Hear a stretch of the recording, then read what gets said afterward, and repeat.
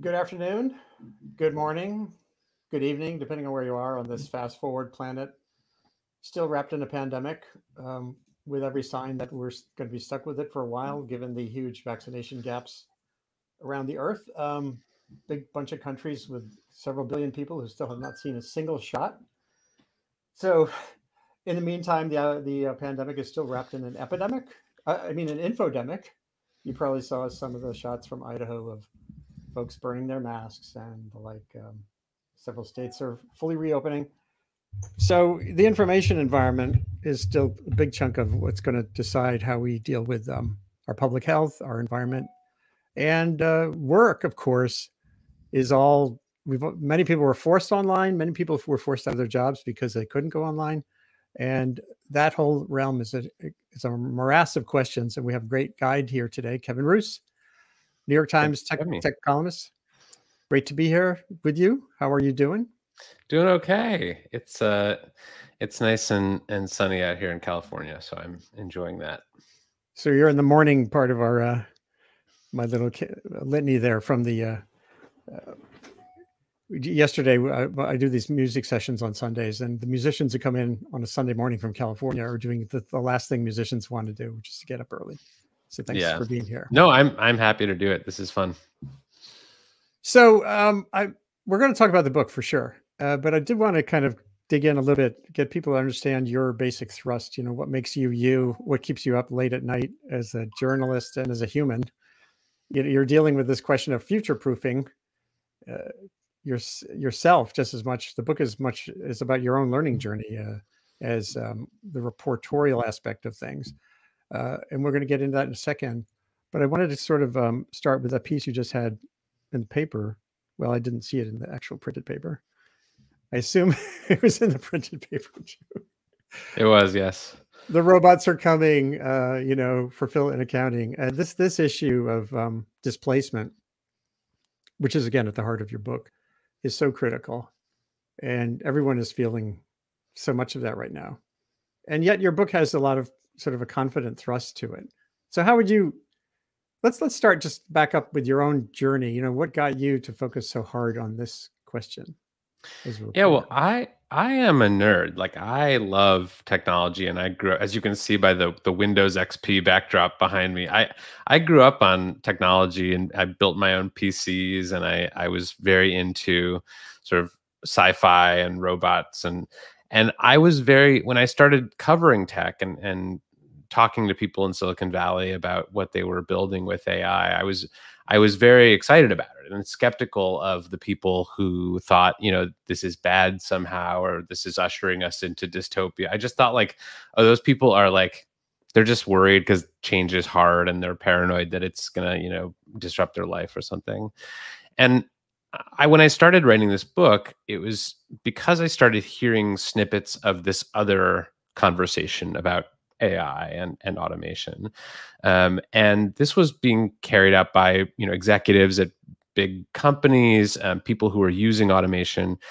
And the way that they were talking about it was really disturbing. I opened the book with an anecdote where I was at this party in San Francisco, and this guy, this tech, startup guy came up to me and started telling me all about his software that was trying to replace workers in middle management at factories. So they have this production planning AI, and he called it the boomer remover. And I was like, are you like, what's that? And he was like, well, like there are all these overpaid boomers just sitting around, doing nothing at big companies, and like this software allows their bosses to get rid of them. I was like, that is very honest and very disturbing. And so I kept hearing things like that, where when they didn't know they were on the record, when they were like, in their amongst themselves or in the back rooms or talking to their consultants, executives and business leaders were so hungry for the kind of automation, not that could develop amazing new products or take advantage of new technology or like transform their business, but literally just to like get rid of people who are expensive and troublesome, and they get sick and they join unions and they ask for raises, and it's just a big hassle to employ them. And so I started getting much more worried, not just about sort of what was happening in AI and automation, but how it was being deployed. And so I started looking for the book that was, or the movie, or the anything that was going to tell me like what to do. Like, what can I, Kevin Roose, journalist, do to make sure that this doesn't happen to me, that I don't get replaced? And I found that it just didn't exist. There wasn't a real good practical guide for people to figure out how they can future-proof their own careers. And so I just decided to write it.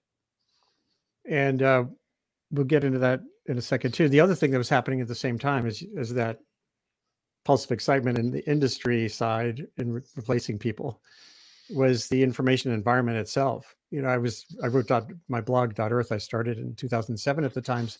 There wasn't anyone in the newsroom saying, Andy, we need a sustainability blog. It just felt great. It felt like a way to have a two-way relationship with a very complex question. How do we, avoid completely screwing up heading toward 2050? Climate, biodiversity, everything, pandemic back in 2009. And it felt really exciting on that end. It was super useful. And having that engagement, multidimensional engagement with experts and readers, and incorporating video and all that felt great. And then around 2011, it started to tip. All those darker, the algorithmic aspects of, actually Joan Donovan on here on Friday said, we're not in an attention economy, we're in an algorithmic economy. Basically, information is being designed to attract algorithms that are already have pre-sorted us. We're like not even in the loop. I thought, oh my God.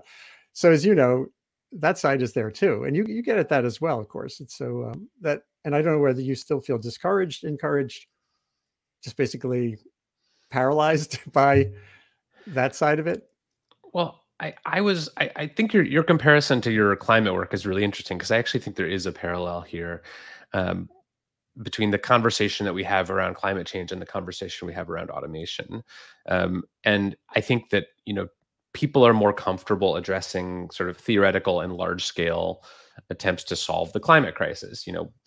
We hear, we read books about carbon capture, books about, cap and trade, and we have all these sort of systemic ideas for how to fix it. But people also need things that they can do in their own lives so that they feel a sense of agency, so that it's not just, I'm going to vote for the politician who's going to fix this. It's like, I can do some things myself, and maybe I can't solve the whole problem, but I can make my own contribution to it in my way. And I think that's what was missing from the AI and automation conversation, was that personal piece, like the equivalent of, take out the recycling, or recycle your food, compost your food waste, and get rid of plastic straws, and all the things that we do on a personal level to mitigate our own climate impact. And I think that's what sort of made me want to become, I'm not a self-help guru. I've never done a book like this before. All my books have been very reported and sort of third person, accounts of various things. But this one was one where I felt like, okay, I need to do this as a self-help book, because literally I'm trying to help myself here. Like, I want to have a job. I want to be a happy and successful person in the future. And I felt like that was really being jeopardized. And the point that you made about the sort of the link between the kinds of things that Joan Donovan, who I think is an amazing genius, was talking about, is that I think the story that we don't talk about with respect to social media and disinformation and extremism is the relationship between that and the AI that produces the sort of dynamics of the attention economy. There's a really clear link there, but I don't think it's one that we have explored all that much. Yeah. So I don't want to make this too sort of distilly 1, 2, 3, 4, 5, 6, but you did lay out some of your key learning points in the book, and I thought it'd be worth at least ticking down a few of them. And I guess the key thing is this idea of, that I've heard before, again, look for what the algorithms and AI can't do.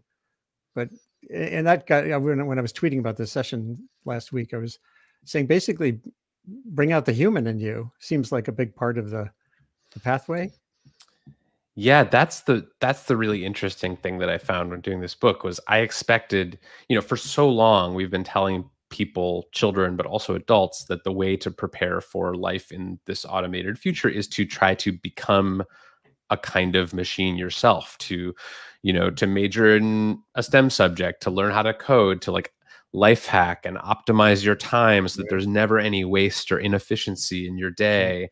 And like that has been the prevailing conventional wisdom for a long time. But as I talk to more experts in this field, people who are, developing AI, people with, PhDs in computer science, people who run these big companies, they were saying just the opposite. They were saying like, we have machines to do all that stuff. You're never going to be more efficient than an algorithm. So why are people trying? Why don't we go to the places where the machines are weak instead of trying to compete with them where they're the strongest? So where are they weak? So that the rules are 9 rules, and I won't go through all of them because I've learned that takes too long. But basically, there are 3 buckets. There's 3 of the rules are about things that you can do to sort of future-proof your home life, like your life as a human being outside of work. And some of those things, involve sort of how you treat your devices, your smartphone, like what you're sort of allowing into your information diet. The second bucket is things that you can do to future-proof your work life. So that's about your career and kind of the sort of things that you can do to make sure that you're not doing the kind of work that is easily replaceable. And then 3 of them, the last 3 are sort of about how to future-proof your community, the people, who live, with and near you, how to future-proof society, like what kinds of things do we need to be teaching children, what kinds of social and economic support do we need for people who are making this transition, and sort of how should we feel about new technology in general. So those are the 3 buckets, and one of them, the first one, the rule number 1 is about exactly this question of like, what is the work that cannot be automated? And the myth, I think, is that there's a set of jobs that will never be automated, like teachers or psychiatrists or, social workers. And I believe that. Like, I believe that journalists were safe, and I was like absolutely sure of that. And then I started looking into it, and it turns out like there's no such thing as a robot-proof job. There just isn't. But there are traits that are hard for robots to mimic, and so 3 of those are what I call surprising, social, and scarce. So these are the kinds of work that I think are going to be the most resistant to automation. Surprising work would be, work that involves complex dynamics, unexpected breaks in norms, lots of sort of chaos and fragility. So this is like why AI is like a very good chess player, but it would be like a horrible kindergarten teacher. Like you just couldn't, like that job just cannot be automated right now because there's so many surprises and so many wild cards, and machines are not really good at dealing with that. Social work is work that makes people feel things rather than making things for them. And so that would include, lots of jobs in, home health care, teaching, social services, but it also includes a surprising number of things that we would consider sort of jobs that are sort of entry level. So like baristas are a job it's not really about making the best cup of coffee. It's about how you're making people feel when they come into your coffee shop. And so that's work that could be made more social. And then scarce work, the final sort of protected category, is work that requires sort of extreme skill, extreme, rare combinations of skills, people who are the best in their fields, and people who, you don't always need them, but when you need them, you really need them. So like there are jobs that we could automate, but we choose not to because the risk is too great. Like when you call 911, for example, because your house is being broken into, a person answers the phone, and a person is going to keep answering the phone for a long time because we don't want a machine to do that job, even if they technically could. Right. Yeah, I've seen that dynamic in a number of arenas. Even if you even back up from AI, we've already gone through outsourcing work to developing countries, and everyone has always felt that sense of, even at that scale, when it's not a bot, it's someone in Hyderabad, there's that sense of detachment and lack of trust, and that I think is a step toward what you're talking about. Yeah, and actually, sort of what I found in researching the book is that a lot of the firms that used to do outsourcing work now do automation. So you can hire the same company. If you're, an executive at a big Fortune 500 company, the consultant who helped you send your call center to Hyderabad can now help you turn that whole thing over to machines. So it's like the players haven't even really changed that much. It's just the product that they're selling has gone from, you know, low paid human labor to even lower cost automation software. I wanted to bring it back to this slide I had posted earlier that I think has some elements we can talk about. Hold on a second. So I was rooting around, you know, I had a stroke in 2011, almost 10 years ago. And I wrote a piece for the Times. You know, I was very lucky, super lucky experience on many levels. Just search for lucky stroke, Revkin. But I learned a lot about telemedicine and why it isn't used. And that led me to think a lot more about the role of technology in not just being efficient, but in being effective. And but I still see this competing sense out there. Like you see here, the British Medical Journal had an editorial on the poor performance of apps assessing skin cancer risk. If you look over, Europe already has apps where you don't wait 6 months to go to a dermatologist. You can actually take a picture of your mole, and it kind of goes through a lot of the iterations that a skin cancer, a dermatologist would do. That seems to not be working well yet, but radiology, I think radiologists are very much an endangered species, at least to a certain extent. A big chunk of that work is going to go into a machine. That doesn't mean the profession ends. It just means an evolution of that. And then there's the ethics issues. You know, this whole question with I'm sure I know the trolley problem is in your back. You've got dug in on that. How do you make these impossible choices? And I guess maybe that circles back to your prediction or your sense that you just said that in some of these instances, we'll always vote for the human, even if it might not be the smartest thing. I don't know. Has that come up already? Yeah, absolutely. And I think the point about radiologists is a good one, because you're right. That is an endangered species. I mean, doctors who just read scans all day and look for abnormalities, you know, that might be, you know, cancerous or something. I mean, that job has largely been automated already, and you're already starting to see fewer radiology specialists coming out of med schools because the med students understand that's happening to them and they don't want to go into a field that's going to be extinct. But you know, I think that's a good lesson in sort of the fallacy of thinking that the way to look at this is through job categories. Like you could say, are doctors going to be automated? Right. And some of them will. You know, the diagnostic radiologists are probably not going to have a job for much longer. But there are other kinds of doctors that are going to remain employed and remain successful. And my hypothesis, and the thing that I got from talking to the experts and reading the history books and looking back at how we've adapted to this through history, is that it's going to be the most human doctors who survive. And we're already starting to see this with things like telehealth, where, you know, it's much harder to convey empathy and to communicate compassionately with a patient over a 6-minute Zoom call. And so that's really challenged healthcare providers to try to come up with new ways to kind of like, what does bedside manner look like when there's no bed? And so I think it's forcing them to become more creative in how they relate to their patients. And I think that's probably a good thing.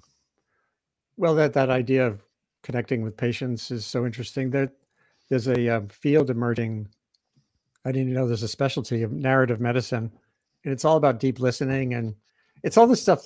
When I grew up, you know, in the '60s as a kid, your pediatrician played with your socks. He used to toss my socks into my mouth, and you know, was lying there in bed, and all kinds of fun things. And there's a lot of listening that goes on, and that's again part of that magical sauce, perhaps, that is the humanness you're talking about. And again, though, before you reply, though, as you said, and as we all know through this past year, a lot more of what we do will be online than was before, and we're not going back. This idea that we're going to get back to some sense of normal that we had in our brain from what was there before is probably not going to be there too. So how do you create those experiences? Seems like maybe it's an opportunity as well. You know, is that part of the future too? Like creating these new jobs or new apps that can connect people in ways that are humane and effective? Absolutely. I mean, I think what you're seeing writ large in the economy right now is that people are willing to pay a lot and do a lot for in-person connection. I mean, parents are, sending their kids to private schools just so they can learn in the classroom instead of over Zoom. Right. There are many ways in which these virtual substitutes for connection just aren't cutting it. And I think that we've learned in this pandemic that there's real value in being physically together with other people, and that if you make that, take that out for public health reasons, which are good, you miss out on a lot. And so I actually think I'm very hopeful that this pandemic is sort of placing the correct value on human interaction and sort of face-to-face conversation, and that when it's safe to leave our houses and go back to offices and things like that, I think there are going to be lasting changes, especially with things like remote work and commuting and things like that. But I think that there's going to be a bounce back effect too, where people are so starved and deprived of these sort of in-person connections that they, like, I would love to go to an office right now. That sounds amazing. Yeah. I miss my colleagues. And, I think that there are companies that are finding out that, remote work is great for certain kinds of things, but it's really not all that good for like creative brainstorming and things like that. There's a lot that you miss. Yeah. And these platforms that are emerging, I haven't been on Clubhouse yet because I'm a Pixel guy, I'm an Android guy, not an iPhone guy. But I've been playing around on ohyay.co, ohyay.co, which is an immersive tool. You can build all kinds of rooms and break down the walls. It's pretty exciting. But I've asked on the show before, we seem to not really have crossed the threshold toward having just what you're talking about, those moments when you break away, when you walk down a corridor, go for a walk to a park, and the insights that emerge, walk and talk kind of sessions. You could all both be walking and talking, I suppose, on your device, but that it doesn't seem to be there yet. So maybe that's an opportunity still. Yeah, absolutely. And I also think there's an element of this that is sort of like, I think that we are starting to see a kind of bifurcation of the economy into things that are done by machines and things that are done by humans. And I sort of think that, most of the AI people that I talked to for this book agreed that in the future, things that are done by machines are going to become very cheap, and things that are done by humans are going to become more expensive, because that will be what's at a premium. And you can already sort of start to see this. I mean, Oakland, where I live, we've got like all these artisanal shops for, pickling shops and candle making shops. I mean, it's like the 19th century in certain parts of Oakland. Everyone's doing, letterpress, ink, and, too. Yeah. Making belts out of leather. It's like a very artisanal sort of economy. And I think that's going to be the future of a lot of things, is moving toward that kind of like handmade feel, because everything else is going to be done by machines, and we're just not going to value it as much. That relates to something that's come up here a lot, which is the shift to like with vaccination. There's just been a discussion that had where, all the signaling by Tony Fauci or entertainers or the like isn't the thing that actually shifts people's behavior. You don't worry about beliefs. You can't change people's beliefs. What ends up happening is when your neighbors are getting vaccinated and you're seeing them go out less concerned about the virus. My mother-in-law, who's 88, is from rural Maine, and she's actually living with us right now because of viral risk in her village a while back. But she's talking to her friends on the phone, and more people who were totally hardcore right-wing, never vax people are getting vaccinated. It's not because of anything they're getting through their TV.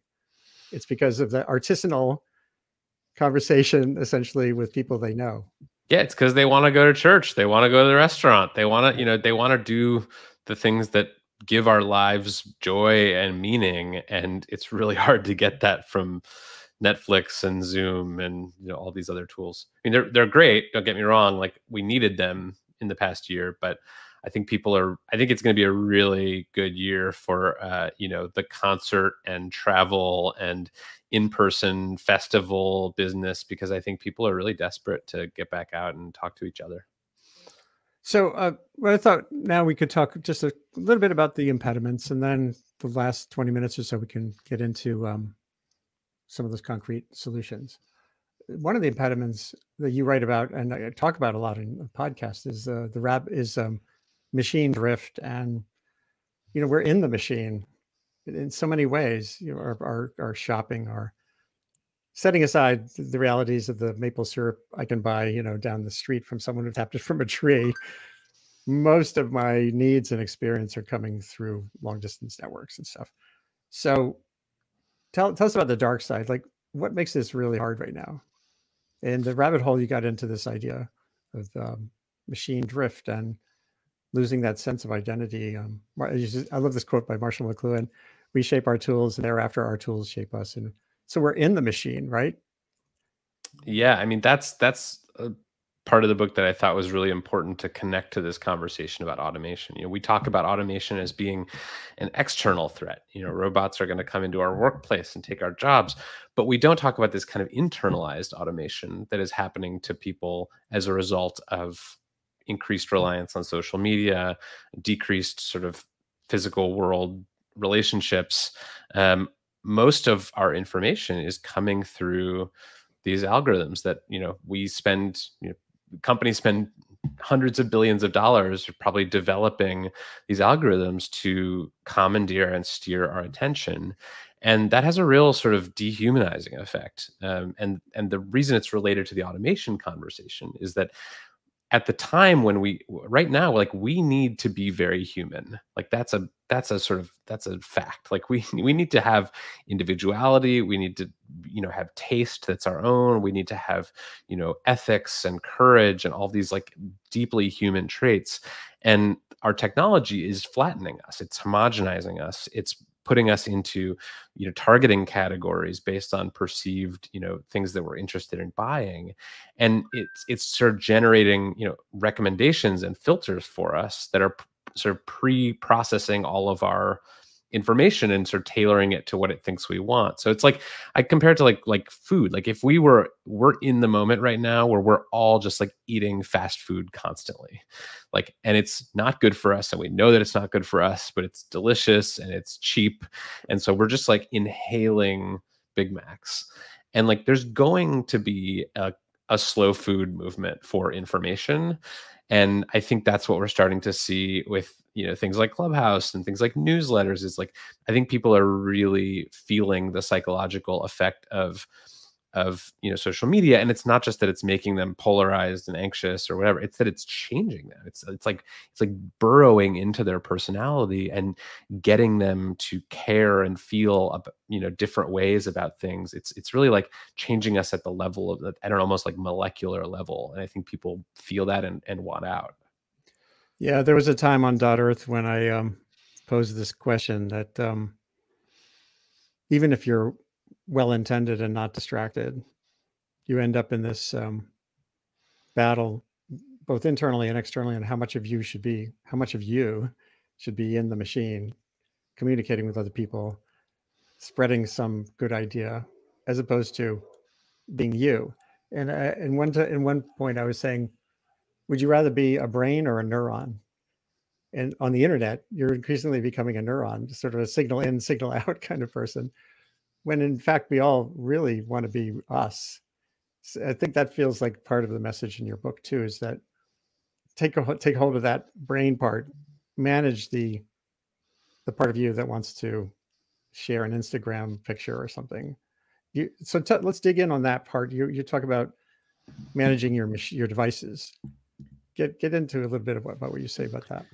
Yeah, so I am not a screen time purist. Like, I think, I definitely have struggled with my screen time and the amount of time that I spend just staring at my phone, especially during the pandemic, which I feel like we've all sort of seen our screen time numbers drift up. But there is a kind of relationship between phone use and some of these automation risks. So there was a really good study out of UCLA a few years ago where they took a group of kids and they gave them a test for sort of social emotional intelligence. Like, how well are you able to read other people's emotions, which is like a critical skill for being successful in the future.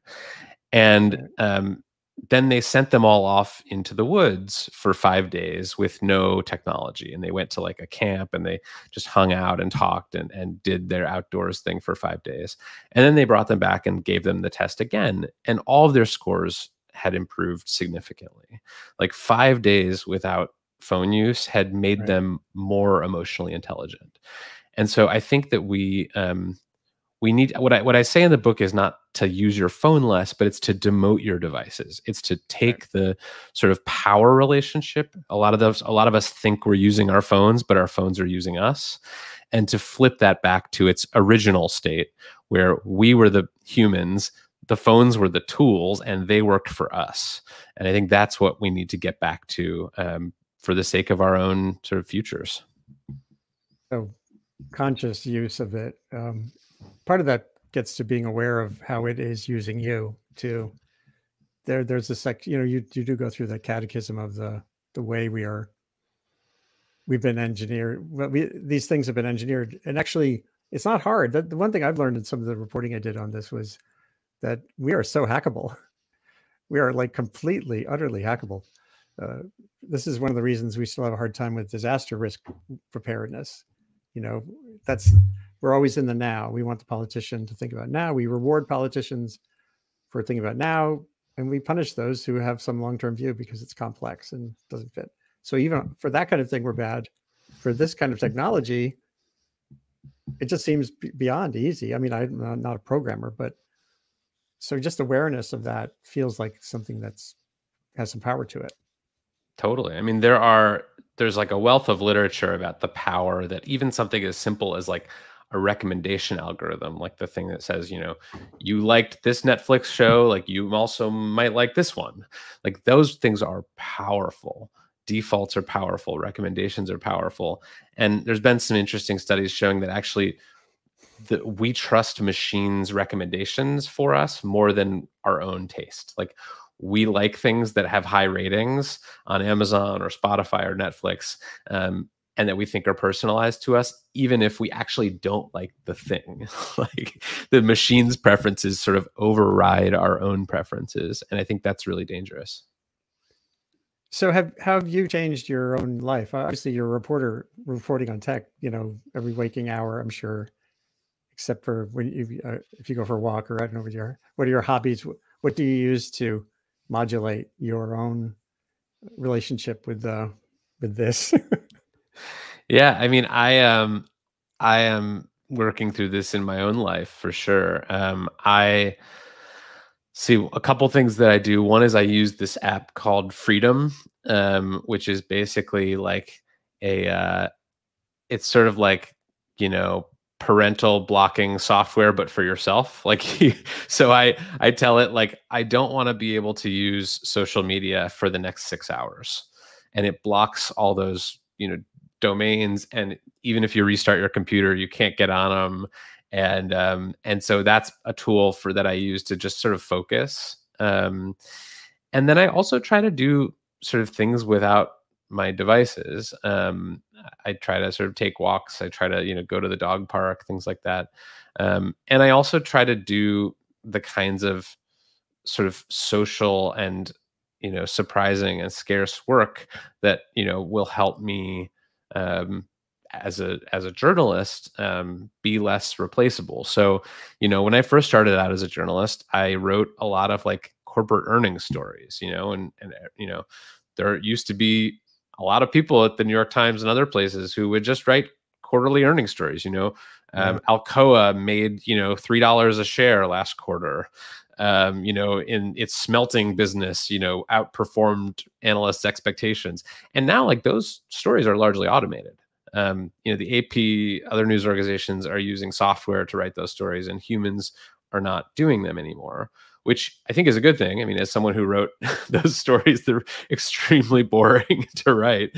But I think that, we all have to look for ways, and I certainly do too. And doing things like this is part of that, where like I can differentiate myself as a writer, not by being the fastest or the most, accurate, although I do try to be fast and accurate.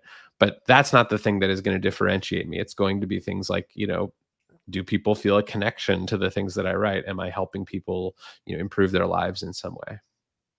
That's great. Hold on one second. I want to play something here. Make sure I get the right button here. Oh yeah, here we go. So one of the things I've been doing once I started this webcast last March, almost exactly a year ago, it evolved a rhythm where Sundays are about music and poetry and stuff. So in a way, it's still digital. It's still two-dimensional, in reality, but it's got stories and it's got conversation, and it's been a way to stay sane. I'm a musician on the side. But this, a musician came on the other day, and I hope I clicked this right. I want to make sure. I always forget to click the button for share audio. Let's hope it's there. He sang a song that's pretty relevant to your book. So hold on. To stay healthy with. Can you hear it? Actually, I'm going to make sure the volume's there. Okay. The total lack of leadership. There's one blockhead to zoom in on if you're wondering who to blame. And we try to pay attention, but we're busy counting nasal hairs on the boxes, little pictures with no frame. This is how we meet each other, and the world sees our messy living room, or the part that we just cleaned up, 'cause we have a sense of shame. And somebody's dog is barking, and her husband is in his underwear, and don't ask what she is wearing down below that missing frame. Someone else who left their sound on. That's very funny. That's good. And so I think there's ways to break the actors, what are they in movies or theater, they call it the third wall or something like that. There's ways to take the Mickey out of this thing that we're all living in too, that somehow feel like they help. They don't help though with the macroeconomic realities. You started again with that, what you said about efficiency driving industry, all industries, to be thinking about taking the human out of the loop. And I guess that's probably the fear factor for most people. So let's maybe as we get toward the end here, you could articulate what makes you most fearful when you think about the message in the book and the impediments out there in the world. And then we'll get back to the hope part.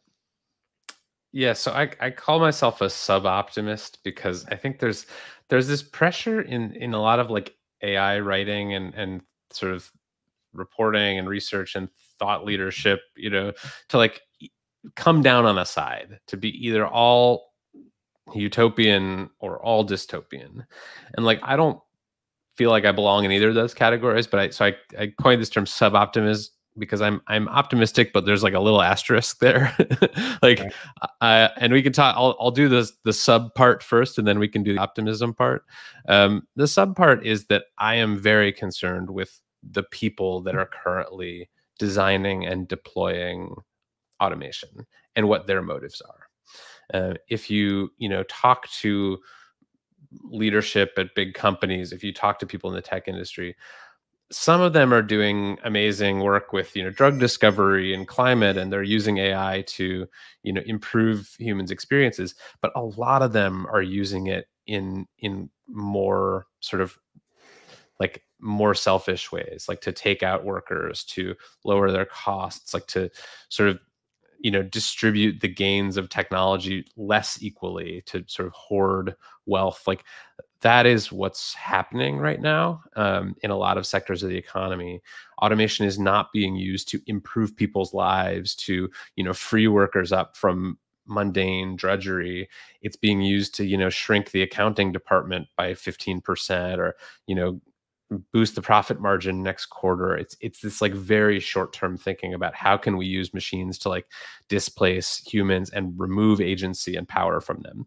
And you see this even at places like Amazon, which has tons of workers, has added tons of workers. That's not a story of mass unemployment. That's a story of mass employment. But the conditions of that employment, I mean, these people in these warehouses who work for Amazon are being managed by machines. I mean, they are essentially human robots. Every instruction they follow is given to them by an algorithm. They wear bracelets that track their productivity. They can be fired automatically if they don't meet their packing rate. I mean, it's really a case of using AI and automation to not to displace workers, but to disempower them. And that's, I think, really worries me. And then we can do the optimism part, because that's more fun. Yeah, I think I fall into your same category. I guess it's because when you deal with complex questions, you always end up sort of seeing both sides. So here, let's go into, if this book becomes a raging bestseller and people take control of their devices, and then what? What's the best track? Well, I think the best track is sort of learning from our mistakes in the past. This is not the first time we've had a major technological transformation. We've had one in the first industrial revolution. We had one in, second, third. I mean, where some people think this is the fourth now industrial revolution. So we've done this a couple times, and we know some lessons. And one lesson is that it really matters who ends up getting the gains from all this enhanced efficiency and productivity. In the first industrial revolution, workers didn't really see the benefit. Some of them, got new jobs in factories who had been farmers, but it took decades for workers' wages to rise, despite the fact that these moguls and factory owners and sort of oligarchs were making money hand over fist. And so that ended badly. There were strikes, there were, Dickensian labor conditions. I mean, it was really, really bad. And we did a little bit better in the 20th century, actually, with distributing the gains from automation to factory workers. Plenty of jobs disappeared, but there were also people who, did better as a result of all this technology. And so I think labor unions have a part in that, but I also think it's about how the executives at the top are, what they're aiming for. Are you deploying AI in your business because you want to make your workers' lives better and become more efficient? And maybe you could move to a 4-day work week even and still do the same amount of work. Or are you using it to cut your costs and boost your bonus and do all the things that we associate with sort of greedy corporate behavior? Yeah, sorry. Hold on a second. I don't know if you could hear that. I'm going to play something in a minute. Yeah, I've seen this, and here's where the scale question comes in. It seems 6 years ago, I was out west. I was in Santa Cruz, California, for a meeting on climate, and there was a guitar show, and the guy Hoover, the founder of Santa Cruz Guitars, which makes about 800 guitars a year, smallish, bigger than a boutique, smaller than Martin Guitar. He had a company ethic as he was introducing robotics, actually physical robots. He had this ethic that whatever he did there in the economy of his shop had to have multiple benefits, including for the workers, his definition of sustainability. So he introduced robots, but only to do the repetitive stress stuff that was actually going to injure his workers in the long haul, because they're doing the same thing over and over again. And I thought that was really powerful. But if you go to a big factory, the parts are manufactured in China, and then you look at Amazon, of course, versus some other models. Does scale kill this dream?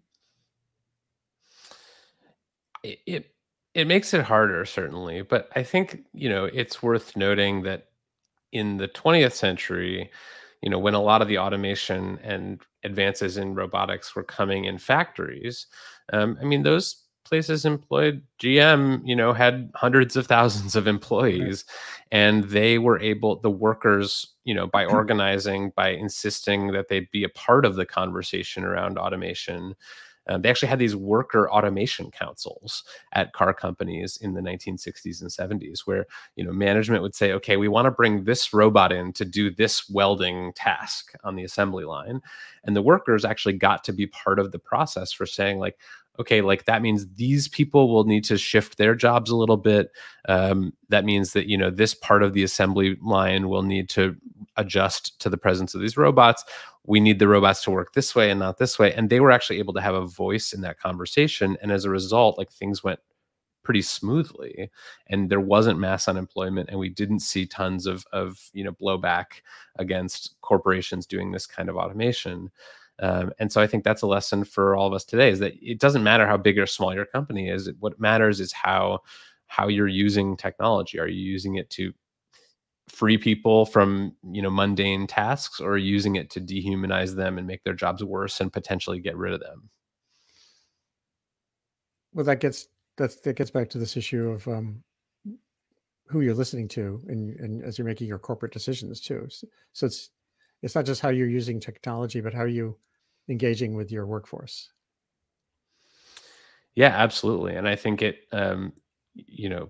we need to convince executives that people are good, that having human workers is good. I love this. There was an amazing story from Tesla a few years ago.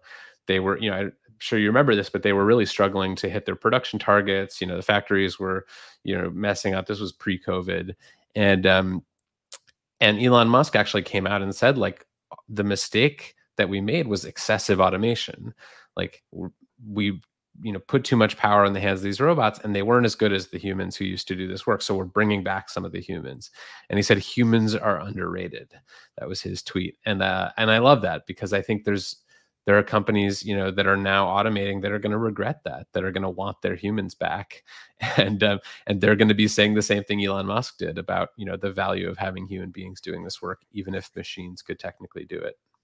That also mirrors what's happened with the pandemic, where industries around the world have become so bought into the just-in-time model for everything that when things started to break down, they were scrambling for different ways to get access to supplies and stuff. And the bias toward efficiency doesn't work when you face extreme outlier conditions.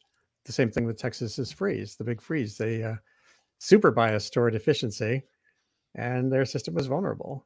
So hopefully the pandemic alone will foster that understanding that suboptimal, I guess maybe that phrase suboptimal, like suboptimist, suboptimal is actually okay, is what you're talking about. Yeah, I mean, I think that efficiency and resiliency are sort of opposites. Systems that are very efficient generally don't have a lot of resiliency built into them, which is what you're talking about with Texas, and also with supply chains. Like, there's a reason that nobody had toilet paper, right. this time last year, and it's because of this just-in-time, hyper efficient, probably AI driven supply chain process, and then as a result, like, we had people hoarding hand sanitizer and toilet paper.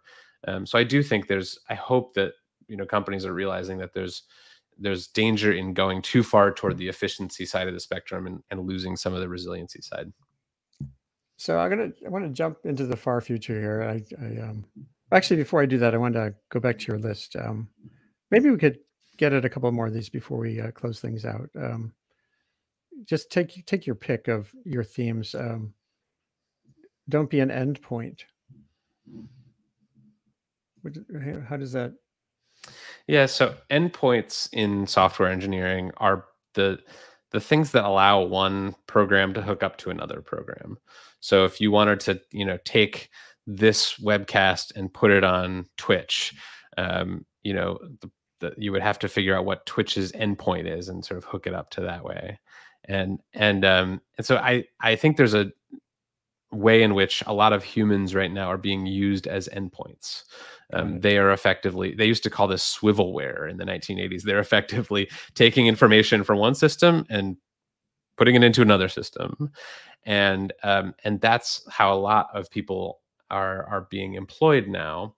And I think that's a really dangerous position. Those jobs are the first targets for automation always. And they're the easiest to automate. And so I think if you're in one of those jobs, and by the way, this is not just, Amazon workers, like a lot of doctors feel this way about their work, that everything they do is, taking health records from one machine and putting it into another machine. And so it really is worth sort of taking a look at how your own job is has you relating to machines, and are you actually using the machines, or are you the thing that is just connecting one machine to another? Yeah. So there's a question that came in, or a comment from Thomas Dachau on YouTube. Is socially responsible investing a safety valve on the dehumanizing effects of automation? I think I can think of several aspects of what he's talking about. What does that bring out for you? Yeah, I don't know. Yeah, what is that? I mean, I'm sort of struggling to understand the nuances of the question. I think socially responsible investing. I think one of the things that is driving the dehumanizing effects of automation is this kind of short-term, quarterly earnings driven, pressure that executives feel to, just get the costs down as quickly as possible, so that they can hit their targets. I mean, I think shareholder capitalism is really not helping us right now. Yeah. And I think socially responsible investing could be, if it drives people away from that model of running companies and investing in companies, that could be a good thing. But I think, socially responsible investing is about all kinds of things. It's about environmental impact and social impact, Yeah. and so I think it's broader than that. But yeah, I do think that anything that sort of releases executives from the prison of their quarterly earnings reports is probably a good thing.